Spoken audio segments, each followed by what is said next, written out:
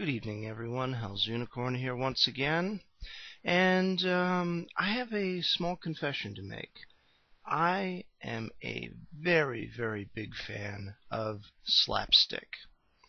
And not the traditional, literal pie-in-the-face slapstick and clown antics that most people tend to associate with that. No, I'm more a fan of political slapstick, particularly the way that people react when they don't get their way.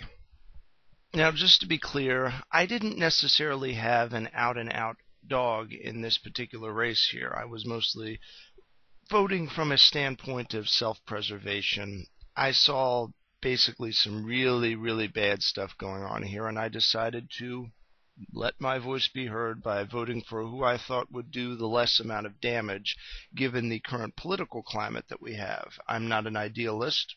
I'm a realist. And being a realist often puts off people who are idealists, particularly if you find yourself on the opposite side of said idealist. To the point and subject of tonight's blog, Mr. Tim Wise, themed anti-racist essayist, author, and educator. Now, on the eve of the election, actually right after the results came in and it turned out that his beloved Democrats, his purveyors of multicultural insanity, were going down and were going to lose control of one of the two congressional houses, he wrote an open letter to the white right on the occasion of your recent successful temper tantrum. Ooh! Mr. Wise definitely doesn't mince words here. But anyway, reading on, he prefaces his little rant here with a disclaimer, one that was probably added a day or two after this was posted, probably because a lot of people took it, in his opinion, the wrong way, although I don't really see how it could have been taken the wrong way given the very coarse and rather disjointed language being used. If this guy is an essayist, then I should be a shoo-in for a major magazine or newspaper, despite the fact that they probably wouldn't touch me with a 10-foot pole, given that I don't sell my opinions to the highest bidder. I simply state them as such. But anyway, to the disclaimer. Note, please reread the title of this essay before going further. Notice, it is aimed at the white right, not all white people. Anyone who thinks this essay is anti-white people, as opposed to that segment of the white community that is right-wing, cannot read plain English. Please try again. Now, before I go any further, I just want to make a quick reference to the alleged right wing of the white community. Now, according to Real Clear Politics, the split of white voters on the congressional race was 60 to 38% Republican to Democrat. So apparently 60% of those who voted are part of the so-called minority right wing of the white race, so to speak. So apparently Mr. Wise is just trying to tell us that he hates most whites rather than all whites. That makes it any better. But anyway, let me just read some excerpts from this, because this is really priceless, and I've linked this in the description so you can read the whole thing in its gory details, and you can laugh out loud just like I did the first time I managed to get through it, which I barely did, and I'm having a hard time containing myself now. For all y'all rich folks, enjoy that champagne or whatever fancy-ass scotch you drink. And for y'all a bit lower on the economic scale, enjoy your Pabst, Blue Ribbon, or whatever shitty-ass beer you favor.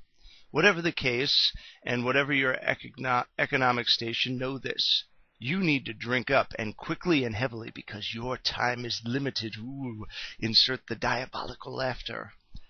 Real damn limited. So party while you can, but mind the increasingly loud clock ticking away in the corners of your consciousness, that clock that reminds you how little time you and yours have left. Not much more now. Tick-tock, tick-tock, tick-tock. Ooh, just a few seconds away from what sounds like a threat of genocide. But moving on. I know you think you've taken your country back with this election. No, no, no, no, no, no. Mr. Wise, or I would say not so wise, the issue wasn't us taking our country back. It was taking the country back. The issue here does not deal specifically with race, and I would like to point out just for the record that white people weren't the only ones who defected from the Democrats. There's statistical data out there to suggest that just about everybody else, except for Obama's loyal black following, if you want to talk about racism, you can talk about that right there, ended up defecting from the Democratic Party. Majorities of these various minority groups didn't necessarily vote Republican, but the fact that enough of them voted in these elections in order to tip the balance of power suggests that maybe you ought to spread out your veiled threats of mass genocide to those minority populations that also fall into the supposed right wing. Bear in mind, I don't think everybody that voted Republican this time around was necessarily the kind of white right wing that he is suggesting, which is the toothless cracker variety in the South, so to speak. I mean, speaking for myself, I live in rural Pennsylvania, and I can tell you right now, we might be crackers, but we sure as heck ain't Southern folks. So anyway, this thing goes on for such a long time. It's loaded with profanity. It's loaded with all sorts of real nasty language, the kind of stuff that you normally expect out of a Ted Bundy or a Charles Manson type, writing in a pissed-off tone from a jail cell. But in fact, this guy is supposedly some kind of an upstanding educator, essayist, and author. Oh, if that's the case, I hate to see what a uneducated and not so prominent educator, author, or essayist would sound like.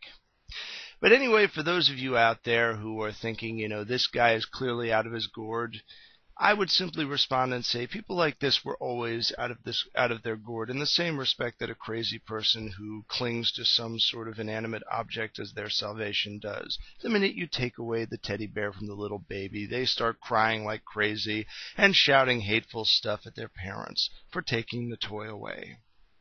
And the truth is, that's exactly what Mr. Wise comes off as with this article: a child who has completely lost his composure and now sounds like a raving moron. He was always a moron, mind you, but now he is a raving moron, and that is the worst kind, or the best kind, depending on how you look at it. But anyway, I would just like to state for the record that a lot of people that tend to go in so-called white nationalistic directions, I know this stuff really gets your blood boiling, but from my standpoint, being somebody who just simply likes the idea of having the liberty to go out and buy something without getting nailed with 50 or 60 taxes, and being able to purchase health care without the government coming over and ramrodding me into paying 20 or 30% more when I don't need to, I will just say the following. I voted Republican, and I did so because I want checks and balances in my government. I don't want one-party tyranny. I was basically going for diversity, something that Tim Wise allegedly also believes in, but apparently not in practice. In truth, people of his persuasion believe in variety and inclusion for everybody, except for you dumb, white, hick, Christian, uneducated riffraff. Anybody down below the Mason-Dixon line or anybody in the Northeast that voted for Republicans, just get this straight, your days are numbered. I'm going to come down there and I'm going to take my baseball bat and I'm going to whack you crackers good. That's basically the entire focus of this letter, and it's amusing, it's sad, and it's a tiny bit frightening, because there's definitely more people with the same attitude that Mr. Wise has, and some of them are in elected office. So, shake in your little white shoes. There is so much racism in this essay that it's just so humorous. The irony of these people that claim to be anti-racists. that's basically all there is to it. That concludes this rant. With prudence to myself and benevolence to all of you, good evening.